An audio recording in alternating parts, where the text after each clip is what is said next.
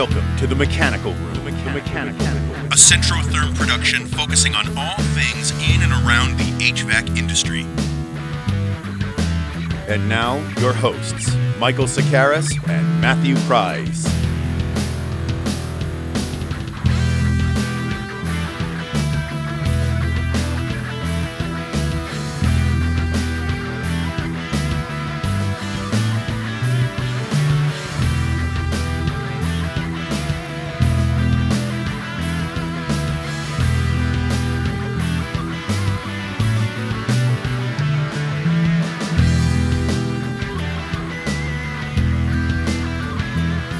Ladies and gentlemen, boys and girls, venting enthusiasts, the internet, the world over and beyond, into space, intergalactic. We're expanding our reach these days. Well, I'm sure that YouTube shoots out into space in some capacity, so there's Maybe probably. we'll attract some UFOs. Do they? I would love to see the tankless water heaters they have in the other dimensions.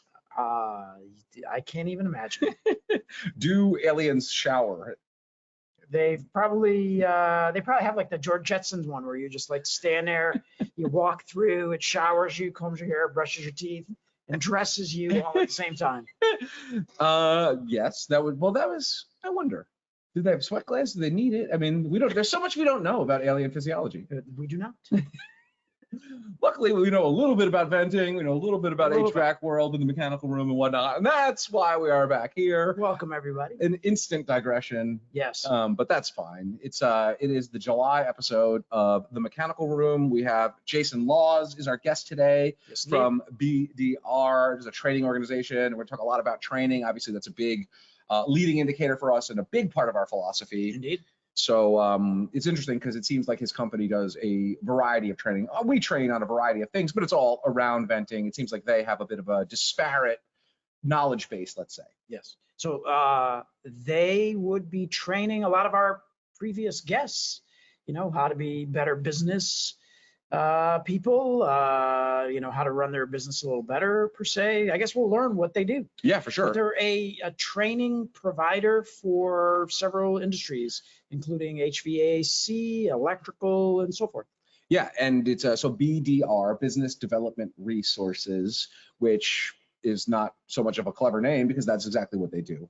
And resources for I briefly scanned the website. It looked like accounting, finance, but also installation training, sales training, pretty much everything. So kind of a one-stop shop for all things private industry, I suppose. Trade related. And trade related, yes. So exciting. A new guest, someone we don't actually know. Oftentimes we have some semblance of a relationship with our guests. We've never spoke to this guy, so apologies in advance if he gets insane or says weird stuff and offends your mother. Maybe you'll kill it altogether and be great. The greatest episode ever.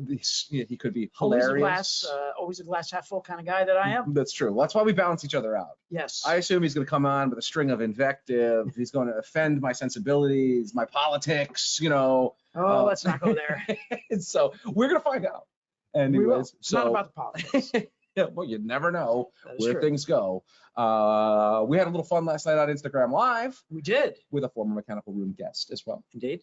Who is now traveling to Texas. Yeah, he was. I saw a story. So we're talking about Ben Thompson, the strongest man in HVAC, as I call him. HVAC strong. He was sweaty. He had to run to his connection. Oh, today. Yeah, big shout out to Air Canada. He had there. So. Okay. A good shout out? No, bad one? Yeah, bad shout. I mean, have you ever? If Dan Smith was here, he would kind of lean heavy into that. He is not an Air Canada fan. I don't know that I've ever met someone who was Air Canada. I've flown Air Canada several times. They've been fine. I feel not often. I feel like when we did the Miami event last time around, obviously we have a large group of Canadians that we bring down to this event. Stellar country full of HVAC experts, let's say. Yes. And I just seem to recall a few of them saying, if it's possible, can we avoid Air Canada? Air Canada? To which we said, no, you got to fly the way of, a lot of WestJet fans these days. Is that right? Canada. Yeah, I don't know what it is about WestJet. But is Dan a Diamond Moose Elite on WestJet? Yes, Diamond Antlers. They come in just like a Delta when they thank you for it. They crown you with they give you the a antlers. Paper antler. Oh, that's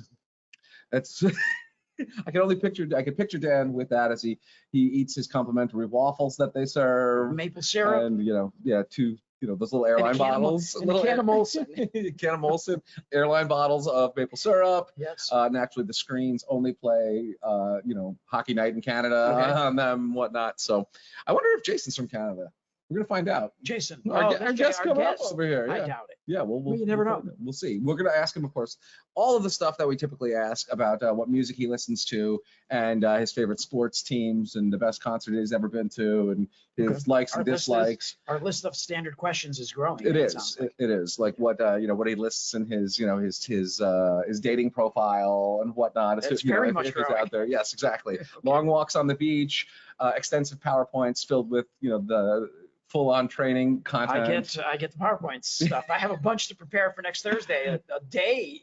Why are you wasting your time with this podcast then? I know, I gotta go. I got PowerPoints to create. Yeah, we've got a lot of things going on here at just to kind of refocus a tiny bit. We don't typically talk about the Centrotherm business much. A little bit naturally feeds in, but right now we are in the midst of loads and loads of stuff. We are transitioning between actual physical facilities while we implement a new ERP system, as we work on a new website due out in September, which hinges on an update to our PIM system. A lot of moving pieces We these days. have our friend Raymond coming in from the Netherlands For CRM training. Meanwhile, we're planning the Squid Games. And we've got some, we're doing it. Oh, that's another quick shout out to people when you see this. If you see this before Wednesday, August 2nd, which there's no guarantee I'll have it edited by then, but most likely I will. Then we are doing a common venting yes. roundtable. Yes. Which will be right here on GoToWebinar and then eventually potentially appear on YouTube as well, depending on how robust that conversation is. And the likes of George Johnston will be in there. He's always there. Busting us up with all kinds of questions that I don't have the answer to. I'm just a dumb piano player. I don't know nothing about this HVAC stuff. So we'll try to hold our own. Yeah, well, that's why we want the roundtable in there. We're gonna pull expertise from the field. And then we'll go there. So let's get to show us your pipe and get the show on the road here. It's my favorite part.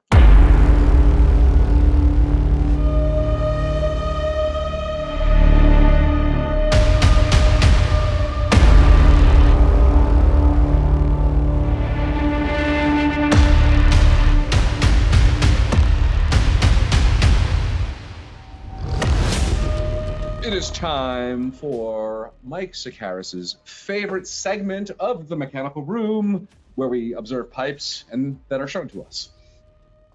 Now, I don't know if I want to claim that it is my favorite part of the show. The way that you teed that up now, I'm having second thoughts.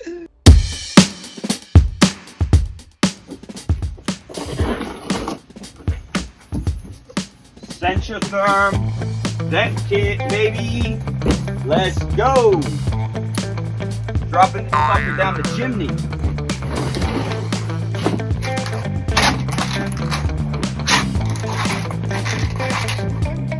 So a little play-by-play for y'all. We are going to be sending Centrotherm systems down the chimney about 25 feet. Doesn't seem too bad. It's a straight shot, so we're excited to give this a try. It's really the way of the future, the way of now. They had an existing 3-inch PVC line that goes down there. We're not going to reuse that. We're not going to use somebody else's vent line that we don't know the condition or how it is or what may be. I don't want that liability. So we're going to rip this out. I'm going to snake this all the way up the roof, 25 feet. Should be fun.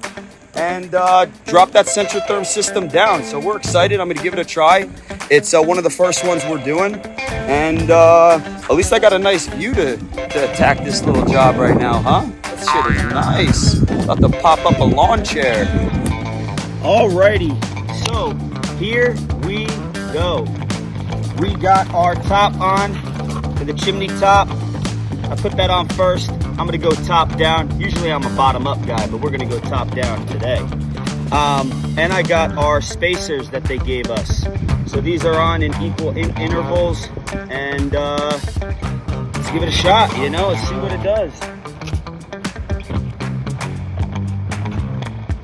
Hi, big sexy buddy.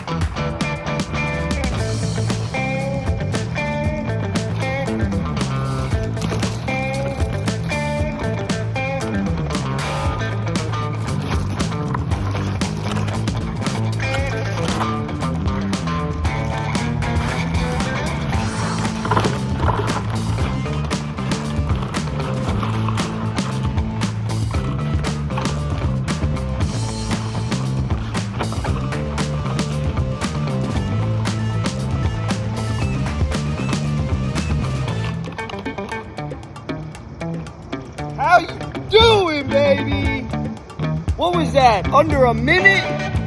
Dang.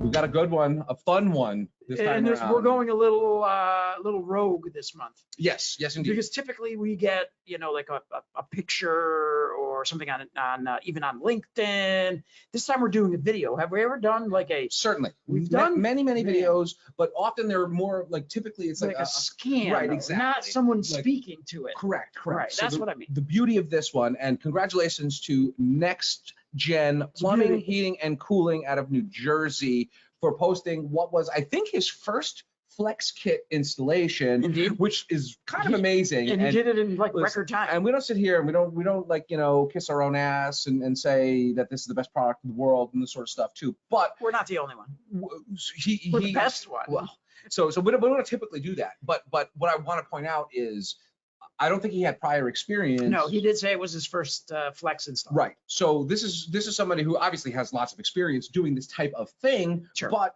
adopting a new product, let's say a solution, if you will, as you can see, he's lowering it or cranking it down into the. So I guess it was his first install of Flex, and he was dropping down a 3-inch liner down I think a chimney. 25 feet or 25 feet. So yep. And he did what really caught my eye is kind of the videography, the scope of how he did this. He mounted his camera on the roof, gorgeous picture of the clouds. It was really well done. There was a little element of humor in there, which obviously goes very far with us. Yes. And what did he do?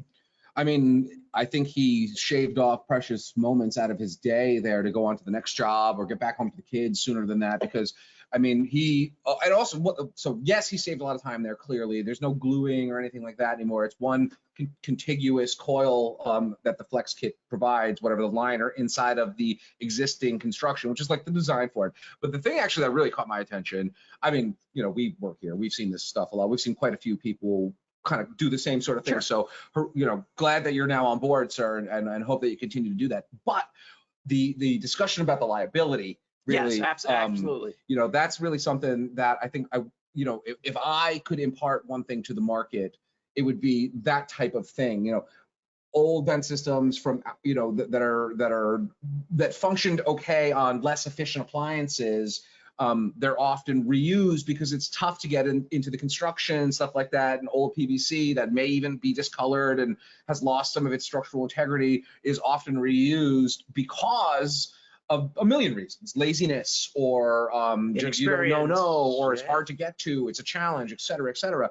I mean, that shows that Next Gen has the understanding of the chemical compounds of plastic and what happens when high temperature exhaust goes through them and all that. So hats off to Next Gen Plumbing. I'm glad you took the plunge. I messaged you on Instagram already just to say hello, and of course get your address for swag and stuff like that, because we'd love to send that stuff out. But I would love to hear a little bit more about the experience as well. We're kind of doing this one, like you said, on the fly. Yeah. And we had another one picked out, and then this one just crossed our desk, and it was. Yeah, it's up to the minute, right? It's like, literally up to the minute. It's like, no, we got to change it. This just in. Next Gen Plumbing is putting a 3-inch Flex kit on a roof up there in beautiful view, beautiful blue sky, and hopefully seems like we saved some time by using the InnoFlue Flex stuff, which is really the safe and efficient way to retrofit those chimneys. Is the marketing bullshit that we say around it, but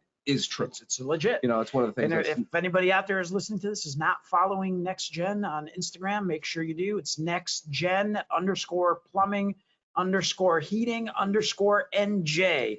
Give them a follow. There's some really entertaining clips in there. Nicely done, sir. Yeah, you don't need to remember that. It's in the description of the video here as well. So you made me memorize that, and then you just dismissed it. Well, no, you should know who it is. Make sure you know who the right guys are. The logo is pretty cool too. I like it. There's a cross-armed, tough-looking guy with a wrench and a couple stars and all that sort of stuff. It's a cool logo. Great installations. Definitely give him a follow. It looks like he's doing. I mean, just scrolling through his page, there's some good, nice furnace work. It looks like some radiant heating stuff. I mean, look at this. Wow. This is a big system. Jeez, yeah. I don't even know what this is. Or is that the old system?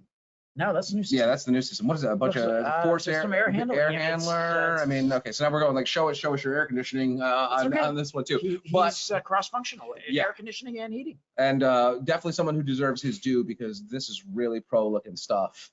Not a bad-looking gent either. So thank you, sir. Next Gen Plumbing Heating from New Jersey. Well done. Congratulations. Keep your eyeballs on your mailbox. Well, what beautiful pipe.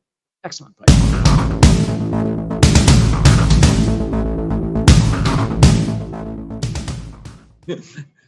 Welcome back to the Mechanical Room. It is the July episode, and we welcome in Jasen Laws. He is the head coach and trainer with Business Development Resources, BDR, if you're searching on LinkedIn and Facebook and Instagram, the premier business training and coaching provider to the home service industry. Jasen himself has 25 years of heating, ventilation, and air conditioning, sometimes known as HVAC, electrical, refrigeration industry experience, and he covers residential installations and service, commercial installation and service, duct design and installation, as well as electrical design. So you should kind of hit on that. That's his area of expertise. And he shaved off his beard about 2 months ago. Well, you're looking good with the new look. Welcome, Jasen. How are you? And give us a little bit more details on what you do. A service trainer for HVAC. What does that really mean? Thanks for having me. Appreciate y'all having me on here today for this episode. So what I do as far as I kind of a mix. So like you said, kind of coach, trainer. I do a mixture of things, it seems like these days with BDR. I started out at BDR 5 years ago just as a head coach. And then just as I've kind of honed my skill set here and the connections I make with the service department, install departments, really connected to the field because I come up from the field starting at a young age. I've just really developed into a trainer as well. I teach mostly field training classes, Top Gun service technician, Top Gun installation, do some service coaching directly with clients, specifically in service department, do some labor management coaching specifically in installation. So I really do, my niche tends to be, I coach in the head coaching role, I coach with the entire organization. I can coach the entire business, owners, managers, support staff for sure. But it definitely seems to be, I gain a lot of traction and kind of get a lot of feedback for my strength with the field teams, with the technicians and installers, the boots on the ground. Cool. Go ahead. Oh, I was gonna say, okay, so training is a big part of what we do at Centrotherm as well. And I'm just curious as to literally like the nuts and bolts. What percentage is like a PowerPoint and what percentage is actually like, turning screws? I'm sure that there's a mix, but like take us through maybe a type of the types of trainings that you do and what they actually like physically, consist of, let's say. I mean, during the pandemic, I imagine life was very different. You said you've been here for 5 years, so that encompasses a global pandemic. So I'm curious about that as well, because there was a crazy blowout in like webinar training, let's say, during that time. Exhaustion almost in training. Well, it led to exhaustion. Yeah. So here's the thing. So in that comparison, how much is which? One thing I will tell you is at BDR, we don't do technical training. Not that we won't brush up against it some. We are going to be more your soft skills, your customer relationship aspect of things, the structure of the organization, process, procedure. Since I am technical, I come from being a technician. I come up in the industry. I started in a sheet metal shop in Southeast Missouri at 14 years old. So I literally, it's kind of a funny case. I always say that I'm kind of, my backstory is one that so many can relate to, because a lot of people, come up through the industry young. Mine is one of those. I started from the basic in a sheet metal shop, started fabbing, then install, then lead install, then service. So I've really kind of worked basically every position up to being an owner myself and having my own business. But in our training, it's primarily focused on the structure of the business, the client relationship. It's not as much technical. I cross that line some, obviously, because that relationship with the field, I'm able to gain the trust a little quicker because I can speak the language, because I am a technician and installer myself. So that helps with an organization like ours. But it is mostly focused on that client relationship. Now, the mixture of the styles of training is definitely PowerPoint, hands-on. I do trainings where I may go to a distributor that brings us in and may have, 30, 40 folks in the room from different companies. It's going to be more of our structured training program, like with Top Gun Technician Excellence, where it's going to be PowerPoint driven. I have the autonomy to incorporate myself and my brand in that. BDR is very good at that, which really brings them. That's where I'm able to build that relationship with the field guys, and they see that I'm like them. We do what we call dealer direct trainings, where we go to an organization, to their location, either them or maybe a group of companies. It does get more hands-on then, much more hands-on, because I have more flexibility to work directly with them, but it's not turning wrenches. We may discuss some things on a unit to bring it into the conversation, but we're not necessarily turning wrenches, so to speak. So it's not technical training. So when it comes to, go ahead. When you're looking at those different levels of that, contracting organization, whether it be mechanical or electrical, right? I'm assuming, and this is going to lead to the question, I'm assuming that there's kind of different things you're striving for the leadership, right? What are they going to learn? And then, what is the learning at, next level down, maybe, project quotations and management, and then Absolutely. even the technicians. So what are some of the, the topics of the, the things that you're training these people on? Is it kind of business management? Is it how to do better with quotations and, expand the customer base? What are some of those deliverables at the different levels within that organization? It's a very good question. So us as BDR, we're really dealing with all aspects of that. We are. So that question's a hard one to answer real directly. So really the answer would be all of that. But obviously our coaching is done customized. So it depends on where they're at. I may have a coaching client that I'm dealing with that's a brand new startup, where I'm dealing with every single aspect of that, Mike, from the top down. We're having to build it all from scratch. I have a client, I won't say their name, they're in Indiana, that they started with me in, I think, April of 2018 as a brand new business that we had to build everything from scratch. This year, they'll be somewhere around 13 million and 5 locations and thriving. So it's constantly evolving. That's why, it's coaching, not consulting, because we're really taking where they are with their business and building a customized model to fit their needs. Where are they going? What are their goals? So really, again, we are doing every aspect of everything you said. It's just going to depend on the client and their needs at that time and where they are in their growth journey and what their goals are. But it definitely, I have clients I'm dealing with the structure of management, how to manage, how to lead, deal a lot with leadership and just how to communicate well and motivate your team.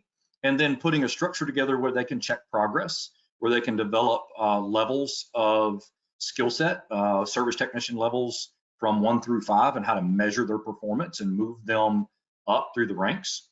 And then I use some of the stuff I bring in as a coach in my own personal brand. I did do a stint in the Air Force in the early 2000s, actually joined in 01 and was in Enduring Freedom and Iraqi Freedom. What I learned from the military was just the rank structure and how it really tied into business. And so a lot of my clients, I throw that in there with the coaching and training on how to structure those levels, very much like the military rank system, to create that chain of command. So tell me a little bit about that. I'm curious about that. Actually, we've got some military folks here in the building as well. Mostly people who clean up the mess hall, though. Nah, not really. I mean, we have a National Guard pilot. We do. We have another flyboy upstairs. He is. Yeah. Another airman, yeah. Tell me about the structure, and you're teaching, I don't know, military hierarchies and command structures. Elaborate a little bit on how that applies to the customer base that you call on, whether or support distributors, contractors, whatever. And typically, do those trainings start at like 0500? Actually, in our industry, they're supposed to be at 0500, but it's like 0505, 0507, 3 texts later, they finally get on the meeting, so, oh, I'm busy. Oh, really? Didn't expect that, did we? So the way I bring that in, which is again, part of my own personal coaching brand at BDR, actually BDR is great at letting us bring our brand into the coaching and the training, is really like, let's say the service technician, service department. Laying out the ranks, I like to set the structure, not only levels 1 through 5, which is fairly generic. I'm wanting to put in place more of a title to that. So we've got our maintenance technician, we have our service technician, then we have a lead technician, then a service field supervisor, and then service management. It creates for levels of progression. we all want progression. We all want to be further along in our lives and our careers in the next 12, 24, 36. So we creating that path of progression is one thing I'm doing so that we know that the industry has been struggling with labor and retention. And I believe one aspect of that is they don't see clear goals. Where are they going? They come in and they work as a service tech. Well, what does that mean? Where's the future of my career going? So that's where it really brought the military aspect into it to open their eyes to where they could go. And I'll use examples, especially technicians, wrench turning guys. I was a helicopter crew chief on a special ops helicopter in the Air Force. And so I'll explain a lot of times what that rank system looked like, that a staff sergeant in the Air Force is going to what we called rank on, 3 or 4 airmen. And what that meant is that he's supervising them. He's in charge of their training. He would be like a lead technician. And so he's a lead guy. He's still in the field. He's still turning wrenches, but he's there for mentorship, guidance, training to help develop them in their career so they can someday become a lead technician as well, or a staff sergeant in the Air Force. The next step above him is usually going to be a tech sergeant, which is more like a service field supervisor. They're out in the field, but they're not typically assigned to one job. They're there as an overview of technical support, guidance, mentorship, leadership, but they're not typically as hands-on unless they're needed. So that's just an example, kind of quickly, is how I tie those together. It really resonates with folks that have served. But those even that haven't served, it usually can make sense in where that rank system, because a lot of us have at least a general understanding of how that rank system is put together. I wonder, do any of these companies ever adopt that? Titles these days are kind of obscure and abstract in a lot of ways. Mm-hmm. So, the military has a pretty clearly defined ranking style. This is a 4-star, brigadier sales director over here. I don't even know what that means. Neither do I. I've just heard that term before. I know it's vaguely militaristic sounding. I'm just curious because we've kicked around titles at promotion times and stuff like that. Do any of these organizations ever sort of adopt that as their like official hierarchy in the way that they name the organization? I'll be honest, I haven't had anybody fully adopt it yet. I have several that are toying with it. Really? And because I really just started introducing this concept of things about year and a half ago. It started making its way in. And part of that, like I told you, I've been here at BDR for 5 years after selling my business and finding my groove and finding my brand at BDR. I've found where that's really fit. And like I said, BDR has been great at supporting, that, and they're great at supporting all of us different coaches and our individual experience and brands. And so it's kind of picked up some traction. And I do believe that's going to be something, it's kind of something I'm steering our client base towards. And I put together some things with BDR that's supporting that to lay out the skill levels and titles and things. So it's a work in progress right now. But I definitely have some clients that are seeing where that can be valuable, because we need to be able to bring this younger generation in, show them a roadmap to the future. And a rank system or titles of some nature really does help that. Yeah, it brings clarity to it. I think there's some comfort in the structure, right? Well, I think it defines it a little bit better. Yeah. Like I said, we look at business cards all day. We both work in sales, so we're always working with other companies and whatnot. And you look at a business card, and there's a word salad title for everybody, and there's all kinds of stuff. Business enablement was one that we heard. Is that a business development person? Is that different, mean? Et cetera, et cetera. It's like so I think that would bring some sort of clarity to the org structure, let's say. You said something before what I was hoping to get a little bit more detail on, because it was a fascinating phrase. And it might be a difficult one for you to define, but I'm curious if you could drill down a little further on coaching versus consulting. How do you differentiate those two? Because they can, in theory, be used sort of interchangeably in some respects. A consultant is often providing coaching, and you are certainly consulting on business matters, let's say. So is there like a delineation that you can, sort of parse for us? Because I'm curious about that. And I think this would just be an opinion, okay, just to clarify that. It would be my opinion of the difference between the two. The way I view that as a coach is I do look at sports, right? If we really look at the core place that we get the coaching term from is sports. And sports, let's take football. The coach is on the field with them. They're a part of the team. They're side by side, and they're there to extract the very best performance out of that athlete that they can. A consultant to me is more just there to give you general information, give you some metrics to go by, some metrics to measure, maybe even help you understand them a little bit better. But are they really pushing you to extract the very best out of you that you can get, right? So I believe that's the difference of coaching, is really getting in side by side. When I'm coaching with my client, I embed myself in their company. I just do. I become a part of their company. It's we, us, ours. But I'm also trying to extract, you know, a coaching call earlier today. One of my clients, he's in Kentucky, and I was just telling him, look, man, I know where you can go. I'm here to help you get out of your own way and go where you really want to be. I'm not saying that there's not great consultants that can do that, but in general, I don't believe that's part of consulting. Okay, Yeah, that's a fascinating answer. I mean, I like that. It gives you a little bit more heart and a little bit more, skin in the game organizationally, and does bind you a little bit closer. The sports metaphor does create a divide and kind of does make the consultant term seem a little bit more transactional, I suppose. Mercenary comes to head, but that's maybe a little too far. But I mean, that delineation between coaching and consultant does take away or does embed you a little bit further onto the team. The coach is, of course, potentially the heart and soul of the team in some cases.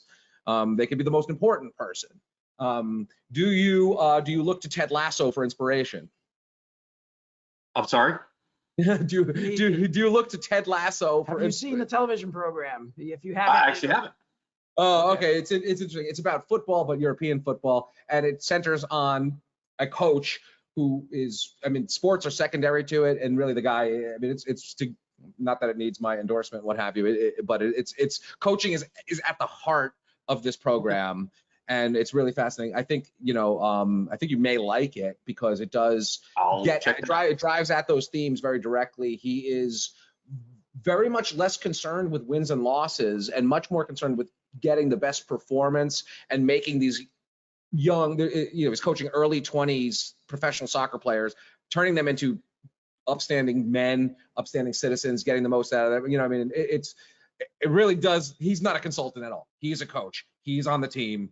And, I mean, I think maybe there might even be some clips that might work in context with some of these presentations that you're giving, because it really is heartwarming stuff, and you really do become a fan of Ted, and you root for him because he does embody a lot of those things that you're talking about. That sounds interesting to me, because everything you just said is me personally how I coach. I believe most if not all the coaches on our team coach that way. BDR's brand is really the care and concern for the client, and really, so our culture is one like that. Mine definitely is. I tell my clients all the time, if I gave you my full backstory, you would see it. I started out sweeping floors and picking up scrap metal at 14 because I needed to. Okay, and so I tell people that my vision for my business and my vision for our industry as a whole is that if we'll build a career. We build an organization that can provide a career for the kids sweeping the floor, picking up scrap metal. We'll have a successful business. And yeah, you gotta watch. You gotta watch this. You'll love it. He's from he plays a character. I think Jason Sudeikis, who plays the main role, is from Missouri as well, and the coach is from Missouri. I'm pretty sure he's from Missouri or Kansas, right in there. But yeah, I think you did. Not to endorse, it doesn't need Emmys and Golden Globes and all this other stuff, and. I mean, but I think it's right in your wheelhouse, man. I think it sounds like it. Yeah. I literally was just telling a client today on a coaching call that you gotta quit living in fantasy land thinking we want good employees and good retention, but fantasy land to think that you're gonna hire somebody and they're gonna work there forever. I mean, if you're hiring somebody in their 20s, yeah, it's great. I'm not saying it wouldn't be awesome, but more look at, when they come through your organization, you want to leave them better than you found them. You want to be, if they move up to something else that they desire in their life, you want to be somebody who helped boost them to that. And if you do that, you'll always be successful, and you'll always have a line of people out the door wanting to come work in your organization. We talk about this here all the time. Being someone's direct boss doesn't mean you're there to boss them around. You should be kind of preaching to the choir. You should be striving to improve your people, to find the other opportunity, and hopefully your organization is there to prepare that opportunity for them. That's what it's if you've prepared your organization for it, you will be properly. Yes. right. I totally agree. If not, if they advance and they go somewhere else, then good for them. And Right. you want to be that reference, and you want to have that reputation in the market that when they go to that next step, Exactly. you're Absolutely. the reference they use. Yep. Yeah, that's kind of amazing. We were talking about this just moments ago before you came on the phone on how to develop people and improve people, give them opportunities. Yeah, So, and not to kiss this guy's ass too much, but this is what he does stop. for me. I worked here before he got here, and when they were interviewing for a position that in theory, like in my head, was like I was being demoted because I would no longer report to the VP because they created another layer, sales director. Naturally it's like, oh, I'm getting pushed down the ladder. Little did I know that this would be a person who became a friend and a mentor to me and kind of do all that sort of stuff that you're saying. And I mean, it's invaluable. It's invaluable to me. So I thank you, sir. And I tell you all the time. Thank you for the comment. But part of our job is to give you opportunity, or give the people that work on your team opportunities to develop and grow. Hopefully you keep them. But if they go, that's okay, because you've developed them and you've made them better, and you're creating, as you said, Jason, you're creating a reputation that Centrotherm or any company is a good company to work for because they develop their people and prepare them to grow and personally develop. It's funny because when you're talking about do that, you're just a job. You're just a job. You don't do that. Exactly. That's it. And just a job. They're always looking for the next best thing. If you're just a job, the grass is greener anywhere they go.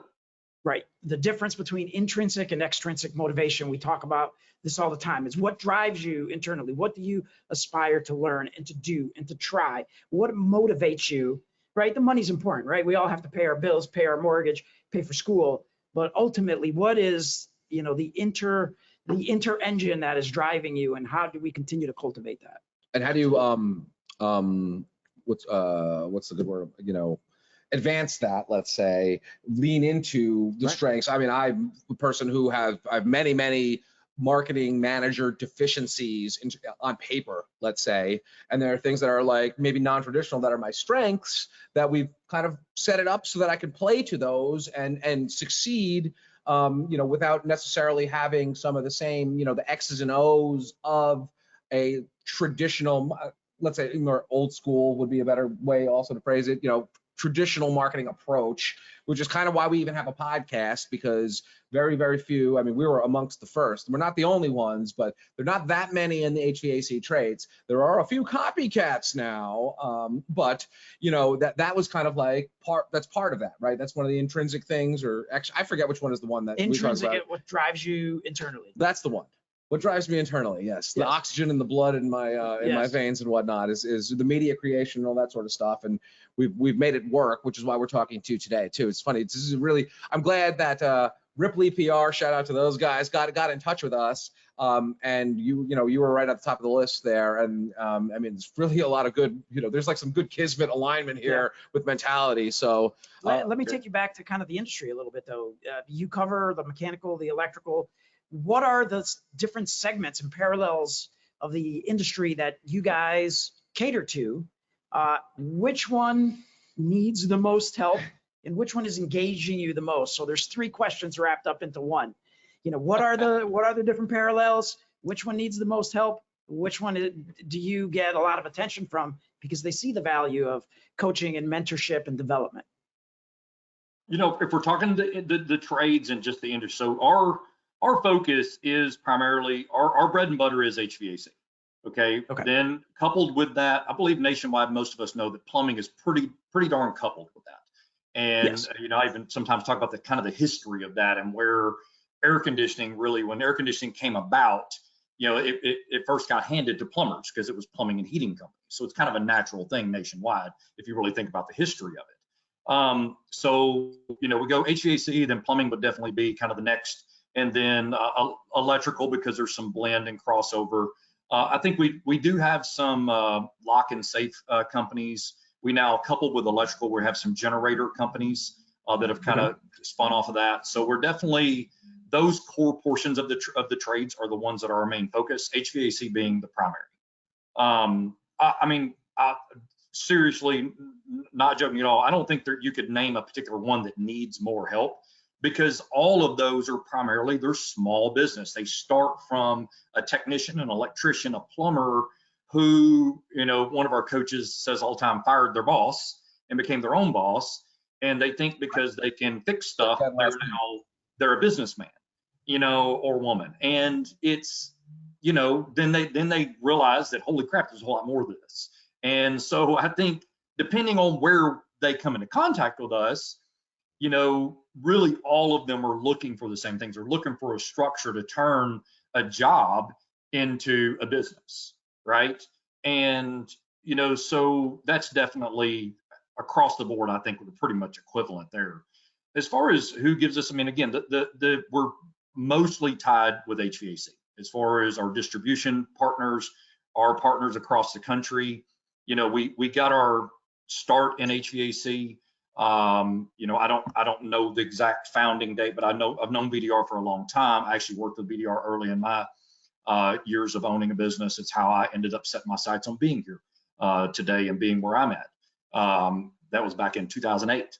And so, but, you know, HVAC is definitely where we get the most volume and most traction. We have really in the last few years, though, sparked a lot of interest with other trades, electrical, the generators, plumbing especially has grown and grown with us. But yeah, those are the core trades that we primarily deal with. Now, the quick thing on that is that, to me, I think oversimplifies it if you really think about it, because how many different areas of HVAC are there? Yeah, there's a lot. So it's much more broad than that. To ask that in that general way is actually, and I know y'all know that, right? So it gets a whole lot more cumbersome than that, because if we just say, okay, we got HVAC, we've got plumbing, we've got electrical, well, holy crap. There is just a tremendously broad spectrum of different types of HVAC companies, different types of plumbing companies, different types of electrical contractors out there. So that creates, you know, a lot more complexity to it. Coaching and we do handle all of them, but specifically I'd say our bread and butter there is still primarily your quintessential residential light commercial contractor.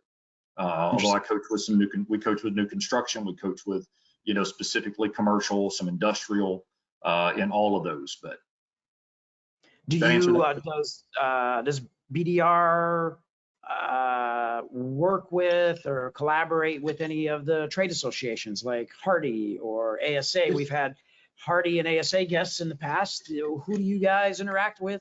What are some of the, you know, trade associations that you work with? I know we're partners with Hardy for sure. I'll tell you, I'm not the guy to ask those questions to, so I'm just to be completely honest about it. I know, you know, I'm always so focused on my clients that those pieces of it are kind of more with the management team and support team. I can't sit here and name them off. I know that as BDR, we're tied pretty intricately across the country with basically anyone and everyone in HVAC and in the trades. I mean, just to be honest, I mean, we're associated with ACA, Hardy, you know, we have representatives attending about any, trade show or anything across the nation. We're going to have folks participating in that. Because we have those connections. So we're kind of jokingly say, you know, we're the best kept secret in the industry, right? We have a lot of folks that really know us, especially at the trade level, at the distributor level, at the brand level, and it feels like we're finally getting to be seen out on the streets, I guess, a little more, so to speak, for who we are. Very good. I had one other question and it's escaping me right now. So, follow up to that one. Yeah. So so obviously you coach with a swath of disparate organizations. Oh, No, please finish. I would say, well, what's something, you know, when you show up or you sign in virtually or whatever it is you do, what's one thing that or the top thing that you wish they knew off the bat? What's one thing that you find comes there, you're coming back to a lot of times? Maybe it's a difficult concept or a simple concept that you know, people just kind of miss, let's say. But what's like maybe lesson one that that you sort of come back to all the time, or organizations are flat on, let's say? Very good question, and there's probably honestly dozens I could go to, but I would say that the one that always comes to my mind on this one, this is going to be honestly, it's not a simple topic. It's kind of cultural, and it's something I do come back to constantly, and it comes to my mind so quickly because it's been a topic of a lot of my coaching calls through the summer. And to be honest with you, it's simply the disconnect between what we think the client wants and what they actually want. I believe there's a massive disconnect culturally of how we view the world and how we view our industry. And it intrigues me and honestly frustrates me all at the same time, because let's just say, use HVAC as an example, but you could really use any one of them, just simply a callback, right? And the nature of that and how the client sees that interaction versus how we see it. And I've done this several times with clients where I'll ask them, what do you think the client wants when they call with a broken air conditioner? And most technicians and even support staff are going to say, well, they want it fixed, don't they? And I was like, well, do you think that's the answer? And they're like, well, yeah, okay, well, then tell me what fixed means. What does fixed mean? Okay, and see, here's the thing is they struggle with this, but kind of this technology evolution has made the problem worse, right? In the 90s, when I was doing this in my younger years, we didn't have the internet and people were able to look stuff up on their phone. So our exclusivity with parts and materials was better. These days, you can look this stuff up online. And so I actually challenge people, I'll challenge technicians and tell them, say, if you're just changing capacitors, you're not a technician, because the homeowner can look that up online and do it themselves. They don't view you as a technician. They don't view you with that value. A technician is the person who uses our knowledge and experience to go beyond that. And first off, they have to understand the relationship and what the client's expecting. And no customer just wants to fix unit. It's just not true. Nobody can claim that, because if so, then when it broke in 3 weeks, they wouldn't expect you to do it for free. They wouldn't be calling wondering why you didn't resolve their problem. Every customer wants peace of mind and they don't want it to fail again. It's our job to understand that, so that when we go in the home, we understand that the quick fix is not the solution. That's not what they want. And we're going to end up in trouble and get our butts kicked if we don't understand that. And if we focus on parts and think changing parts is the value we bring to the table, your clients are going to kick the crap out of you, because again, they can look that up online. Yeah, that's fascinating. I've been, I do a lot of YouTube searching, right? I got this problem. Can I fix it by myself? You YouTube it, right? Yeah. Yeah, it's funny. I mean, and to his point, a service like Blue On is, I'm sure you're familiar with Blue On. That's a resource for that type of thing, to get that, you don't need to have a command of this stuff anymore. You have experts and the internet and, the manufacturer's websites and stuff, like pretty much at your fingertips, potentially in your hand, in the room, if you have like internet connection or whatever. So really it is like prompt professional service, that peace of mind stuff, that is a cultural thing. That is not a technical thing. Yeah. And it is a critical difference between somebody you call again for maybe a different issue. Right. Yes, I mean, it's totally different. And if we as an industry, again, there's still a lot struggling with it. And the quicker that companies out there can understand this side of things and make the transition, again, another coaching call today. They're a newer client to me, great folks. And this guy is like, hey, he said, I said that thing to him where I said, I'll challenge whether or not, if you're just changing capacitors, I would argue you're not a technician. You're just not. You're a parts changer. And a technician is someone who, with their knowledge and experience, can assess why did this problem occur to begin with, and then what other impact did it have on the system that I need to be aware of and advise the customer on, so that I can give them an option to prevent future failure. That's what a technician does, and that you can't look up on YouTube and do yourself. And right. That's where you become a value and an asset to the client, and that's where they're going to continue to use you, instead of beating you up on price because they're compared you to what they found on Google. Right. That's a fascinating way to look at it. Very valid. Indeed. The question that escaped me and returned is, we talked about, working with distributors and contractors. One of the channel partners that we deal with, kind of in the value chain, as we call it, is reps, manufacturers reps. Those guys.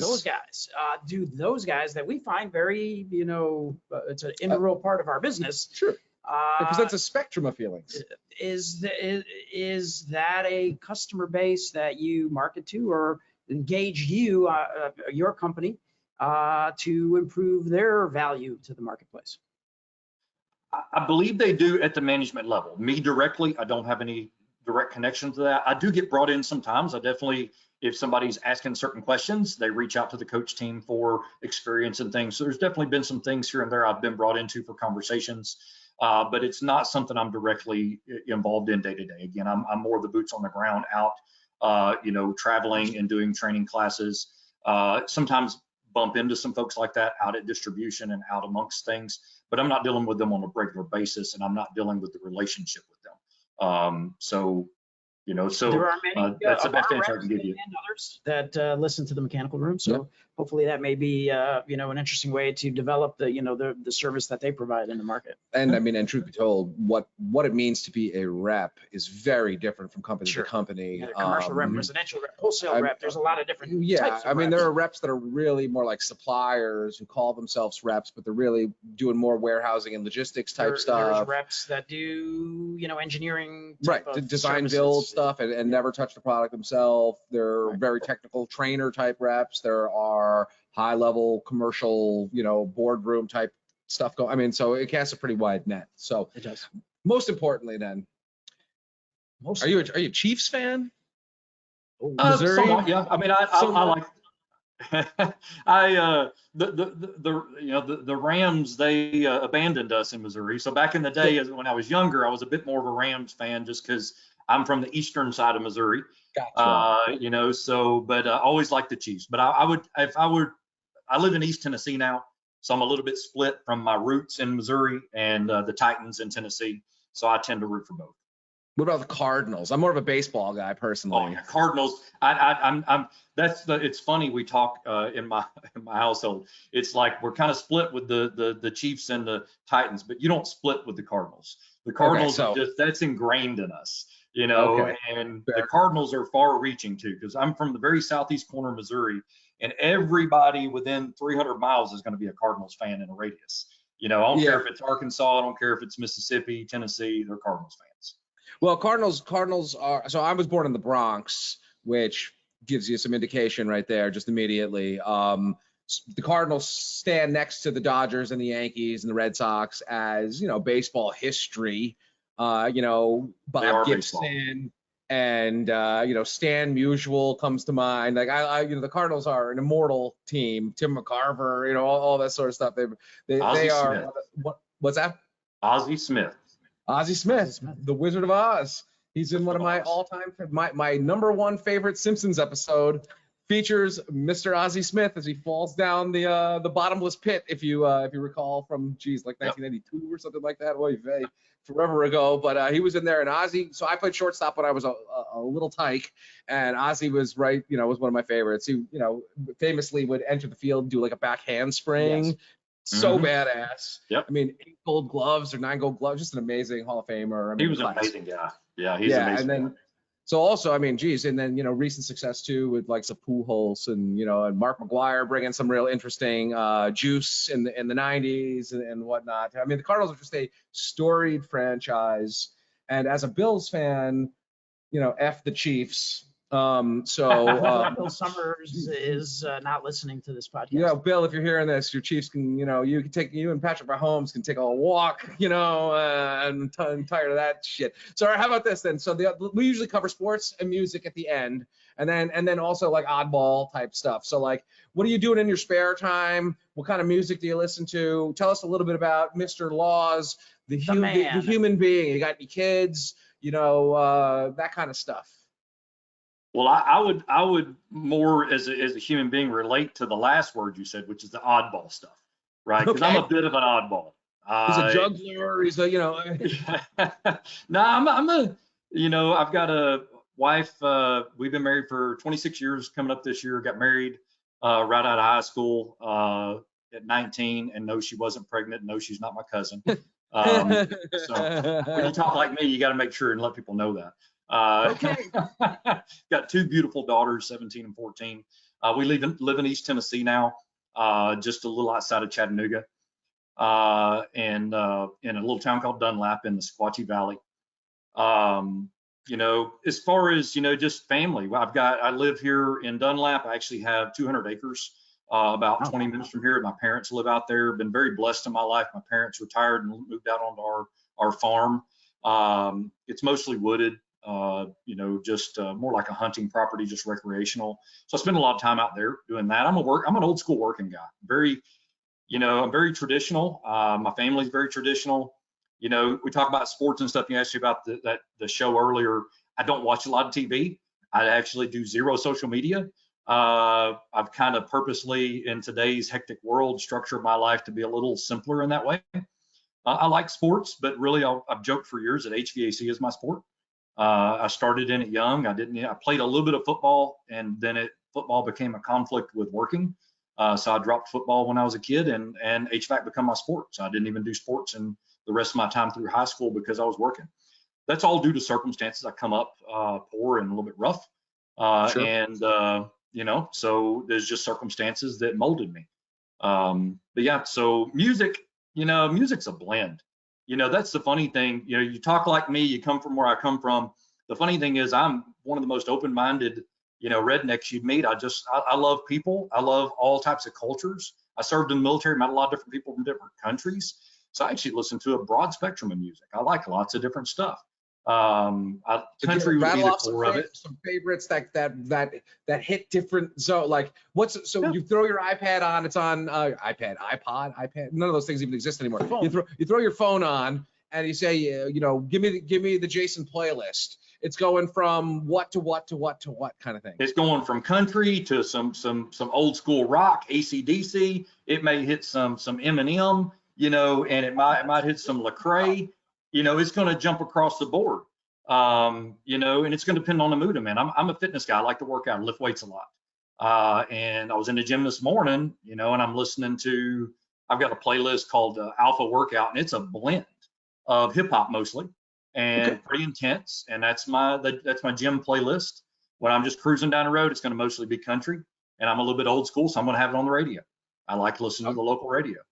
So it'll jump around a little bit though. On the radio, I'll go back and forth between country and classic rock a lot. Excellent. Yeah. Pretty broad. That's it. That's similar to the both of us as well. A little bit of a mix. He wears an Eminem shirt every here and there. An Eminem mostly shirt and my Metallica shirt the next day, maybe. Yeah. Mostly he's mostly a metal guy. I'm mostly like a funk jam band guy, but I mix it up a little bit myself too. And I think that's nothing new under the sun. Every color of the rainbow, like the whole 9 yards. That's just how it is. So, Jasen, any epilogues or postscripts you'd like to add before we conclude this? I don't believe so. We had a lot of good stuff. Those cultural items, I'd say, would be the thing. In my coaching, in my training, I will say that I do work a lot on wearing down the kind of you said the phrase old school mind frame. We really do as an industry in the trades. I would say that we have more opportunity than ever before in history, at least in my career. These days, you read my bio. These days, it's 30 years because I started BDR 5 years ago. It said 25, so 30 years in this, and we have so much opportunity. And by opportunity, I don't mean anything negative, but our slogan is driving profit and growth. Sure. And something that I'd say is, why is profit a dirty word? We all want to make a living. We shouldn't have to hide that. We want to make profit. But and if you're providing the value, you should be proud of that, right? If you're providing solid value, exactly, profit is okay. And one of the things with that, though, we shouldn't be afraid to say that, but we also, as an industry, we have to understand that we train people how to treat us. As human beings, we teach people how to treat us. And as an industry, we've taught people to treat us like we're a lower level, culture or lower level industry. We are professionals. We are very skilled, knowledgeable, hardworking professionals. And if we'll understand that and see the opportunity in front of us, I would say there's an aspect of COVID that was a blessing. We now are seen a little bit higher on the totem pole as a professional than ever before. And if we'll step up to that, yes, and start treating ourselves that way, and by treating ourselves that way, really train, really work on our skill set, really treat people as though we're a professional. Be proud of what we're charging for the services that we provide, and not be afraid of it. Then we have the opportunity to truly become seen as a professional industry. I believe we're on par with doctors and lawyers, and there's no reason we can't be there, but we have to treat ourselves that way.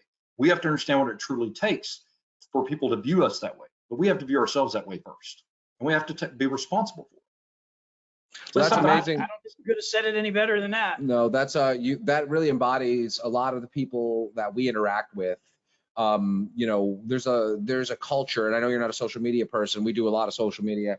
There is a handful of people. We were talking about this just last night. We were on with one of these individuals last night on social media. And there is a shift in the mentality around what the trades is, what it can do for you, how you can provide for you, yourself, and your family through it.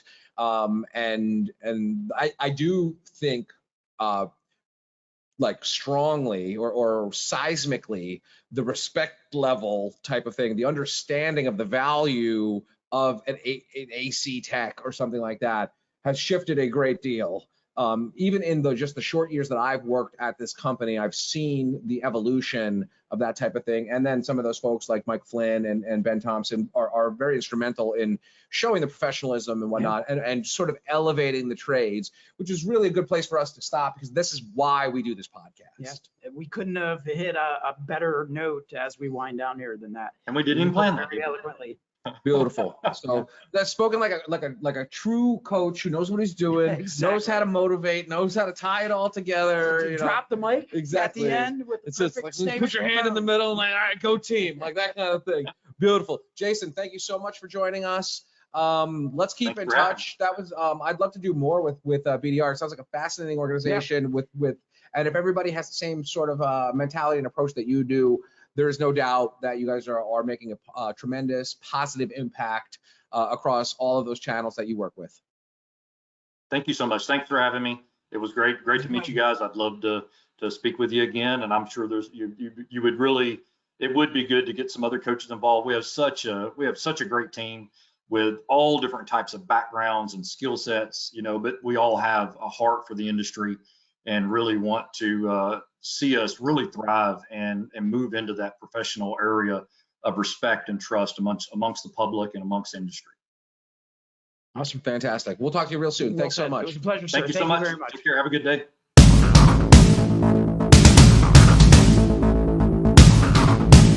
Well, sir, that about does it for the July episode here. It's been a rollicking good time. It's always a roll of the dice with the guests that we don't know.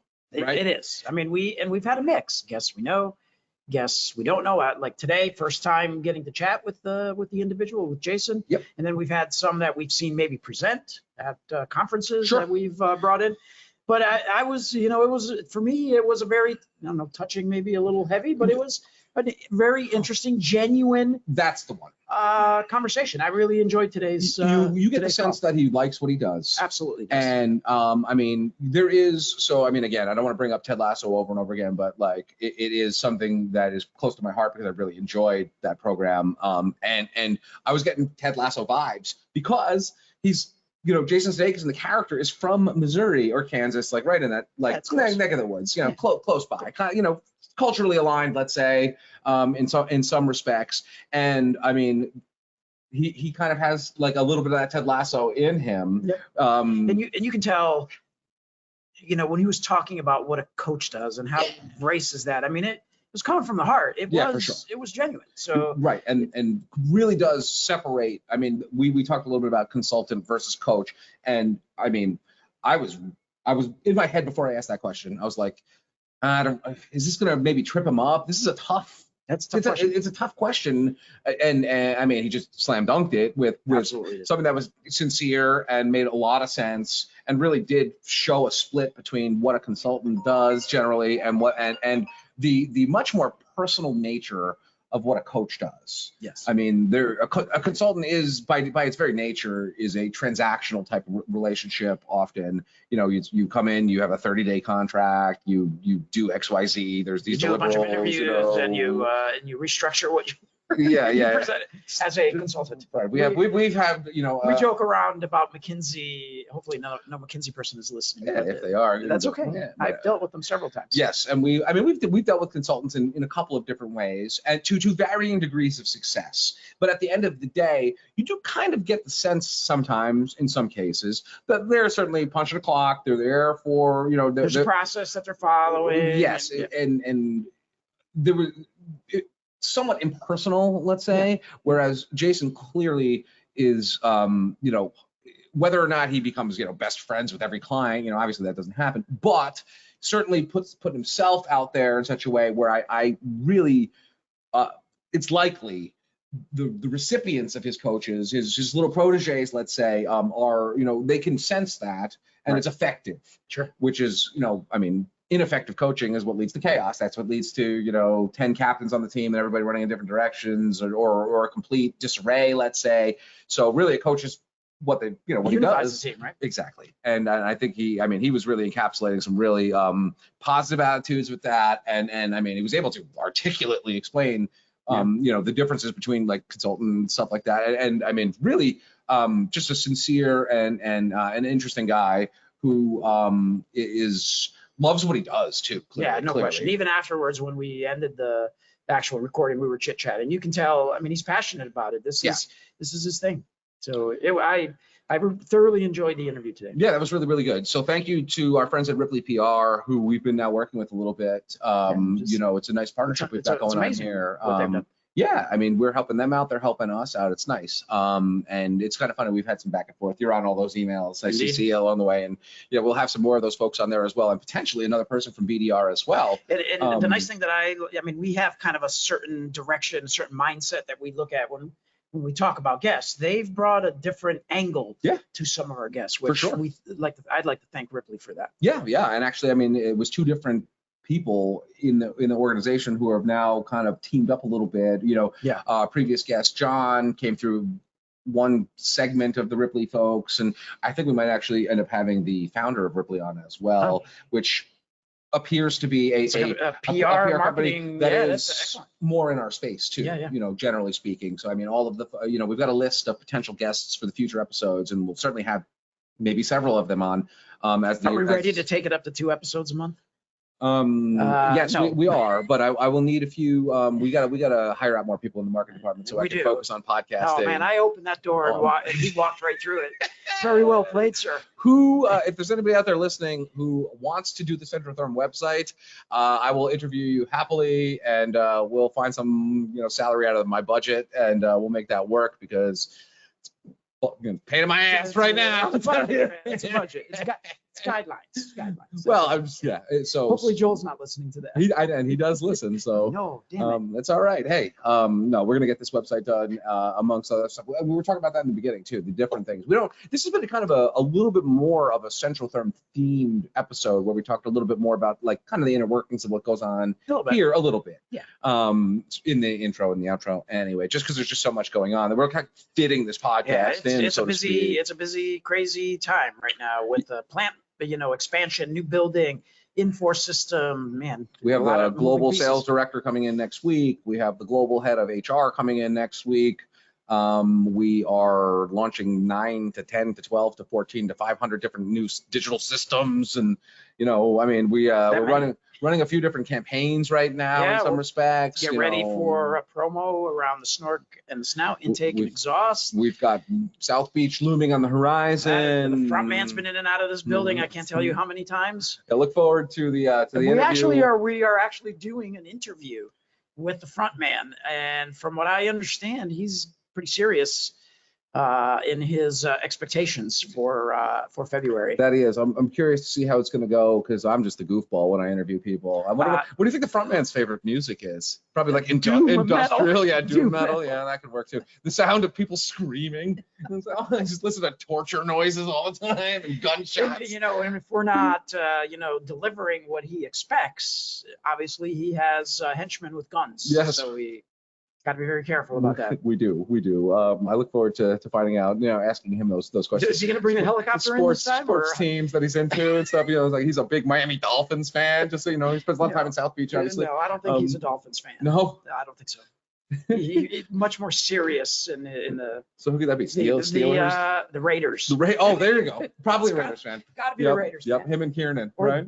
Buccaneer now, Raiders No, fan. I think Raiders. Yeah, I mean, you see those people in the stands. Some of them look like the front man. And that's their actual face. Oh goodness gracious! Enough Yes. silliness. He does not. Football probably be. I mean, I could see him like a hockey a little bit too. It's a little more violent, a little bit more fast paced in Yeah, some but who would be respects. like the and Raiders just fits. the Raiders do fit. I mean, Yeah. they do. They're brash. Yeah. They're kind of like the punk rock team, so to speak. Yeah. I mean, that's what they're. I mean, I don't know so much anymore. I don't really follow super close anymore. So but who would his favorite music be then? well, is it- Necrophagist. Yeah, one of those death German metals. technical death metal Yeah, band yeah. with names that I You shouldn't. can't even read, Yeah, right? well, it's all no, like the tendrils of the logo is Yeah. a tough one too, but I won't even share some of the titles of the songs. Yes. They're very, very intense. They're not for the faint of heart. The titles of the songs alone are like PG-13, basically R-rated, whatever. If you don't know what we're luckily- talking about, go to Spotify or Napster or whatever your streaming platform is, and just Google death metal or doom metal. Cattle Decapitator. Yes, that is one. Yep. Pig Destroyer is another one. Yes. I don't know why all And the those are tame. the animal abuse names are very Yeah, that's popular not- in that. I don't word. listen to them just for that. You know, I'm an animal lover. Yeah, of course. Yeah. I don't think they are. I don't think they actually do that stuff. It's all image. A fun story. I forget who I told this to because it was just some dumb girl years and years ago. But a friend of mine went to the Summer Slaughter tour. Okay. Which maybe you're familiar with. I've heard of it. Yes, I've not attended. So I went I've to a heard couple of them over the Oh, you years. have? But yes, Okay. I have. And we went and we saw Pig Destroyer. it. Okay, not my favorite. Well, not really my favorite either. I was really just there to kind of take the scene in. I'm almost positive that I was like everybody's dressed in like black leather, and I definitely wore tie dye. Because you know how it is.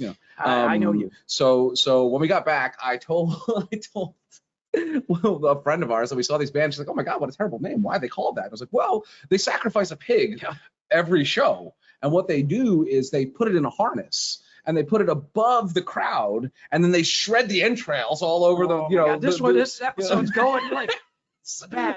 Let me tell you, Cut it, that, cut that girl was horrified that they were doing that at every show. I was like, oh yeah, they travel. They got one trailer for their instruments, and they have another trailer for the livestock that they sacrifice on tour.